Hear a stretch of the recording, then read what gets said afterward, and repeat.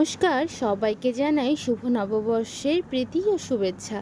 বড়দেরকে জানাই আমার প্রণাম, ছোটদেরকে জানাই অনেক অনেক ভালোবাসা। আজ 1432 সালের পহেলা বৈশাখ, তাই সবাইকে জানাই শুভ নববর্ষ। আর এদিকে দেখো, সকাল সকাল উঠে সংসারের বেশ কিছু কাজ করা হয়ে গিয়েছে।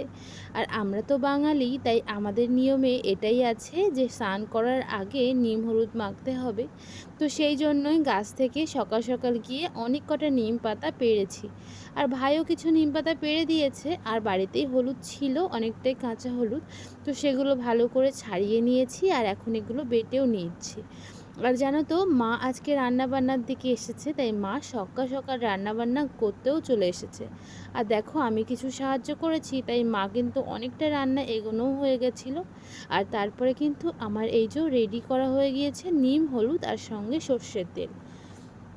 তো চলো, এদিকে আমি মাম্মামকে আগে মাখাবো, তাই জন্য ওর বাবাকে বললাম তাড়াতাড়ি করে নিয়ে চলো, মাম্মামকে তো হলুদ মাখাতে হবে। তো এই যে এখন আমরা মাম্মামকে হলুদটা মাখাবো। তো মাম্মামকে শুধু নিম আর হলুদ মাখিয়েছি, ওকে কিন্তু কোনো সর্ষের তেল মাখাইনি। আর এদিকে মাম্মাম আজকে একটা জিনিস করেছে, সেটা বললে তোমাদের হাসিই পাবে। মাম্মামকে যখন আজকে হলুদ মাখাচ্ছিলাম, গায়ে হাত পায়ে হলুদ মাখিয়েছি, ও তেমন কিছু বলেইনি। আর তারপরে যখন ওর মুখে হলুদ মাখাচ্ছিলাম, তখন না ওই তিতো তিতোটাই চেটে চেটে খাচ্ছিল। এটাতে দেখে আমাদের ভীষণ হাসি পেয়েছিল। আর তারপরে ওকে স্নান করিয়ে এই জামাটাই পরিয়েছি। বলবে তো তোমাদের কেমন লাগছে আমার মাম্মামকে? ওর কি হয়েছে জানি না, ও স্নান করার পরে প্রায় সময় কান চুলকায়, তো ডক্টরের কাছে বলতে হবে, তো ওটাই এখন মনে রাখলাম। তো চলো, তারপরে ওর বাবাকে একটুখানি মাখিয়েছিলাম হলুদ, তারপরে আমি নিজে মেখেছি। আর মা আর বাবু তো সকালবেলায় মাখামাখি স্নান করাকরি হয়ে গেছিলো ওদের। আর এই যে মা আজ কী করেছে, মাথায় শ্যাম্পু, কারণ বৈশাখ মাসের প্রথম দিন একদম ফ্রেশ থাকতে হয়, এটাই না আমরা ছোটোবেলা থেকেই শুনে এসেছি। তো সেই মতোই মাকে দিয়েছে ওই নাইটিটা, আর বাবুকে একটা প্যান্ট, আর ওর বাবাকেও একটা প্যান্ট। আর মাম্মামের তো অনেক জামা কাপড় হয়েছে, ও তো এখন ছোট, ওর তো অনেক বেশিই হবে। আর মা আমাকে এই শাড়িটা দিয়েছে। তোমরা আমাদের জানিও তো, আমাদের এই যে পয়লা বৈশাখে আমাকে কেমন লাগছে, আর আমার বাড়ির সবাইকে কেমন লাগছে। তো সবাইকে তো সেইভাবে দেখাতে পাচ্ছি না, এক ফ্রেমেই নেই, কিন্তু ওই যে ছোট ছোট করে ভিডিওর মাধ্যমে কিন্তু সবাইকেই দেখিয়ে ফেলেছি, বলো। তো চলো, এই যে এখন আমার স্নান কমপ্লিট। আর আজকে গেছিলাম একটু পুকুরে। আজকে একটু ভেবেছিলাম পুকুরে যাব, অনেকক্ষণ থাকবো, কিন্তু ওই যে এদিকে তো সময় হয়ে গেছিলো। আজকে একটু বাড়িতে দুইজনকে ডেকেছি, আমরা একসাথে খাওয়া দাওয়া করব, কাকু আর ভাইকে। আজকে নববর্ষের প্রথম দিন, মানে প্রথম, তাই বৈশাখ মাসের এই দিনটাতে সবাই একসাথেই কাটাতে না বেশ ভালো লাগে।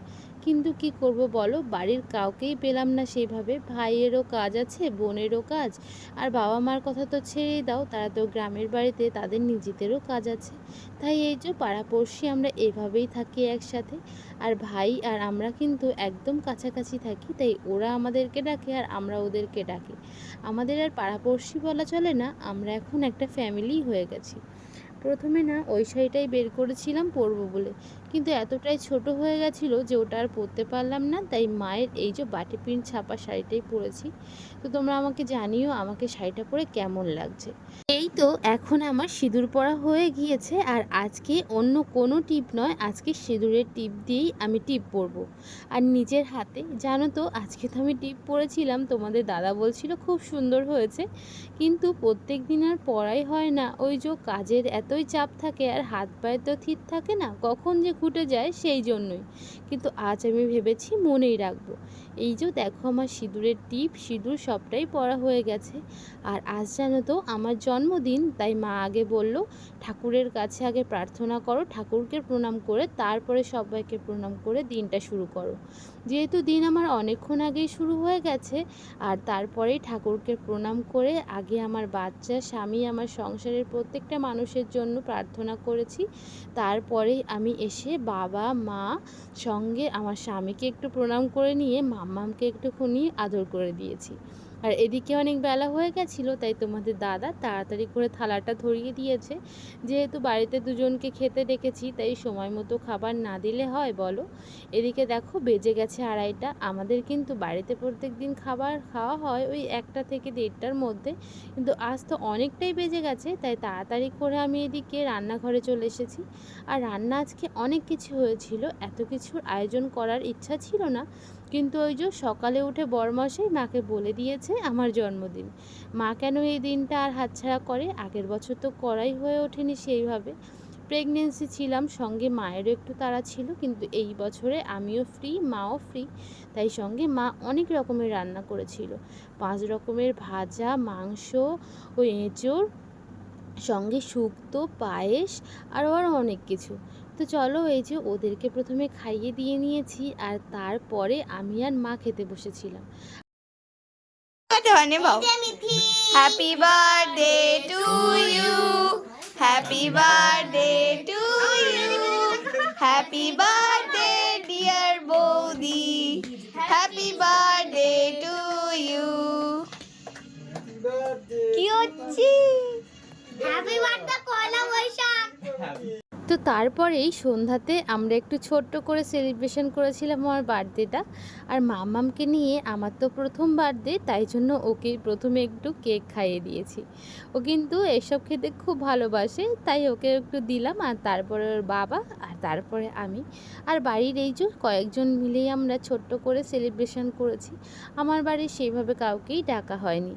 আর জানো তো আজকের দিনটা কিন্তু আমাদের খুব ভালো গেছে। সকাল থেকে পয়লা বৈশাখের আনন্দ আর সন্ধ্যাবেলায় নিজের বার্থডে সেলিব্রেশন দিয়েই আজকে সারা দিনটা শেষ করতে চেয়েছিলাম, কিন্তু হঠাৎই শুরু হলো ভীষণ ঝড়, কাল বৈশাখীর ঝড়। তোমরা তো জানোই বৈশাখ মাসের প্রথম দিনেই যে এত ঝড় হবে সেটা কিন্তু আমরা কেউ ভাবিনি।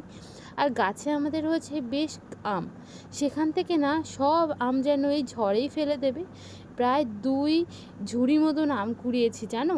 আগে তো বেশ অনেকটা আম দিয়ে আচারও করে নিয়েছি, কিন্তু এই যে এখন আবার দেখছি এত এত আম সবই পড়ে যাচ্ছে। তাই ওই টুপটুপ করে আম পড়ছিল, আর আমি, বরমশাই আর সঙ্গে বাবু 3জন মিলে বেশ অনেকটা আম কুড়িয়েছি জানো। তো চলো, ওদিকে ভাইরাও এসেছিল, ওরা বলছিল বৌদি শিগগিরই এসো, এখানে দেখো কত আম। তো এত জোরে ঝড় হচ্ছিল, গাছ আমাদের এই কোণায়, আম পড়েছে ঠিক রাস্তার সামনে। দেখো কত আম, আর এই আমটার কি হয়েছে জানি না, এভাবে হলুদ। তাহলে দেখো কত আম পড়ে যাচ্ছে। আর জানো তো যখন আম কুড়াচ্ছিলাম আজকে রাতে, তখন ভীষণ ছোটোবেলার কথা মনে পড়ছিল।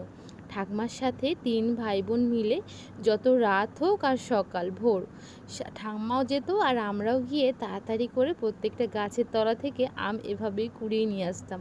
তো সেই দিনটার কথা মনেও পড়ছিল, আর বেশ খারাপও লাগছিল, আবার মাঝে মাঝে তো হাসিও পাচ্ছিল। আর এদিকে দেখো কী জোরে ঝড় উঠেছে, আর আম তো টুপটুপ করে সব পড়েই যাচ্ছে। আর এদিকে তোমাদের দাদার গায়ে প্রায় পড়ে পড়ে, কিন্তু ওই যে ভাগ্যের এই ক্রমেই বেঁচে গেছে, মাথায় আর না পড়ে পাশেই পড়েছে। আর দেখো এদিকে কী ঝড়টা না হচ্ছে, আমার তো বেশ ভয়ই লাগছিল যে আরও জোরে যদি ঝড় হয় তাহলে আমাদের ঘরের কী অবস্থা হবে।